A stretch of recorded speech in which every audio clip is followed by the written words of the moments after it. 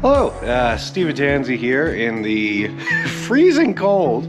I think it's like -14 out, but I'm here to talk to you more about mental health stuff. Today it's going to be about gender dysphoria and transgender transgender in a kind of general sense. Now, like I've said before, I'm not a professional and I don't personally suffer from gender dysphoria, and I'm not transgender, so what I'll be saying is not from personal experience, but from things I've heard or researched online. Now, gender dysphoria is recognized by the DSM-5, and it is when your assigned gender at birth does not match what your brain kind of tells you should be, and it causes you distress and can cause things like depression and anxiety.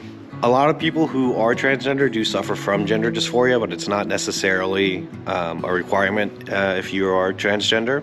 And I guess just what I really wanted to talk about was one of the complaints and things I saw from people I know who are transgender is a lot of times people have difficulties using correct pronouns or correct names. One of the excuses I hear a lot is, well, I've known them for 20 years as this name, so why should I call them the new name, right? Or same thing with pronouns. I've known them for this long and I've always used these pronouns, so no, I'm not going to change. The other big one will usually be, well, they don't look like whatever, you know. These kind of all miss the point. It's up to us individually to decide how we want to be referred and by what name to go by, right?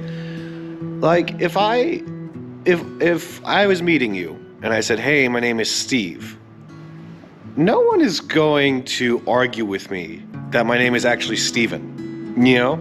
Or that, well, I've known you for Steven for 20 years, why would I call you Steve? Well, I prefer going by Steve, you know? And it's kind of the same way with people who are transgender, where there's a different name or pronouns that they feel more accurately represents them. And they want other people to respect them enough to use these correct pronouns and names. It's not really for anyone else to understand, but you have to at least respect it. And that's the important part, I guess, is respecting others' decisions and, you know, just doing what makes people happy. Because at the end of the day, it's not that hard to just call someone what they want to be called. And, you know, if you have known someone for 20, 30 years as one thing, and now they're a different name or different pronouns, mistakes will happen, and most people understand that. But the best thing to do is kind of just correct yourself and move on. Now, obviously, this advice is going to change from person to person, because some people really do want an apology. But from the people I've interacted with, say their name was Joe and now it's Mary, and I go, oh, Joe, and then, oh, sorry, Mary, you know, and just move on with the conversation type thing, you know? It doesn't take a lot to respect people's wishes.